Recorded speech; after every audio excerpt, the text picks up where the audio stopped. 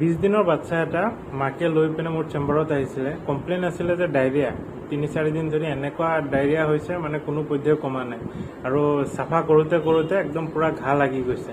তো 20 দিনৰ বাচ্চাৰ ইমান ডায়েৰিয়া কেনেকৈ হ'ব পাৰে, তাৰ কাৰণটো জানিলে আপুনিও আচৰিত হ'ব।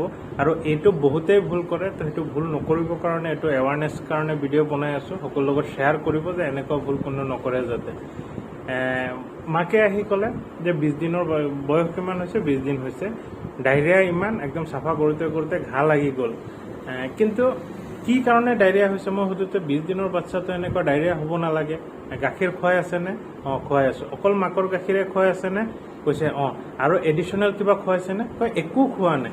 তাৰপিছত অলপ জোৰ দি সোধোতে, মানে কোনো পধ্যে মানাই নাই আৰু মই জোৰ দি পিনে সোধোতে কৈছে যে মাকৰ গাখীৰ নাছিলে কাৰণে ঘৰৰ মানুহে বাচ্চাক অকণমান সদায় ৰাতিপুৱা মৌ 1 টোপাল 2 টোপালকৈ দিয়ে আৰু। তো এনেকা লাগিব পাৰে যে মৌটোতো ভাল বস্তু, কিন্তু এইটো খোৱাৰ কাৰণে কিয় ডায়েৰিয়া হৈছে। ডাঙৰ মানুহে মৌ খাইছে সেইটো বেলেগ কথা, কিন্তু সৰু মানুহে ইভেন এইটো কোৱা হয় যে 41 দিনৰ হোৱাৰ আগত আমি বাচ্চাক চুওঁতে, ইভেন মাকে চুওঁতেও মানে হাত ধুই চেনিটাইজ কৰি পিনেহে চুব লাগে। তাৰ আগত ইমিউনিটিটো বহুত উইক থাকে আৰু বহুত সোনকালে ইনফেকশ্যন হৈ যোৱাৰ চান্সেছ থাকে।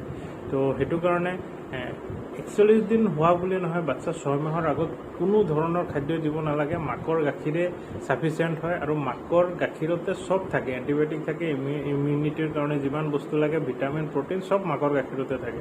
তো কিবা যদি খুৱাব থাকে মাকক খুৱাব। মাকক যিকোনো বস্তুৱে খুৱাওক, তাক ফিল্টাৰ হৈ পিনে বাচ্চাৰ যিমান পৰিমাণে লাগে সিমান পৰিমাণেহে যাব।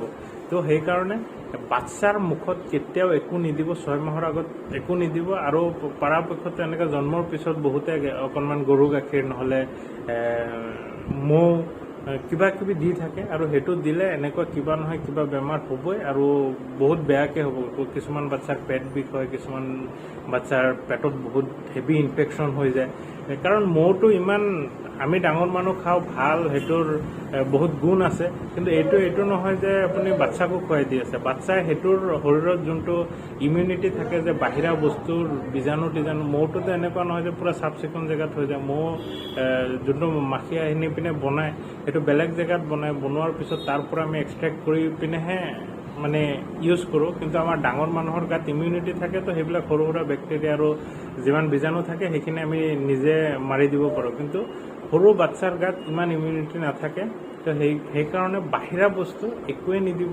আৰু দিলে এনেকুৱা ডায়েৰিয়া, পেটৰ বিষ, কিবা ইনফেকশ্যন, নিমনিয়া, যিকোনো ধৰণৰ প্ৰব্লেম হ'ব পাৰে। আৰু ইভেন কোৱা যায় 41 দিনৰ আগত, মানে 1.5 মাহৰ আগত আপুনি বাচ্চাক এনেকুৱাকৈ পুতলাৰ নিচিনা ৰাখিব লাগিব। তাত ইভেন মাকেও যদি চুৱে তেনেহ'লেও মানে হাত ধুই পিনে চোৱাটোৱে বেছি বেটাৰ। মানে তো সকলোৰ লগত শ্বেয়াৰ কৰিব। বিনা কাৰণত নতুন জন্ম হোৱা বেবীক একো খাদ্যই নিদিব, মানে গাখীৰ চাখীৰ, গৰুৰ গাখীৰো নহয়, মৌ নহয়, একো নিদিব। নিজেই ফুল ইমিউনিটি পাই থাকিব, বাচ্চা হেল্ডি থাকিব। নহ'লে কিবা দিলে কিবা নহয় কিবা বেমাৰ হ'ব।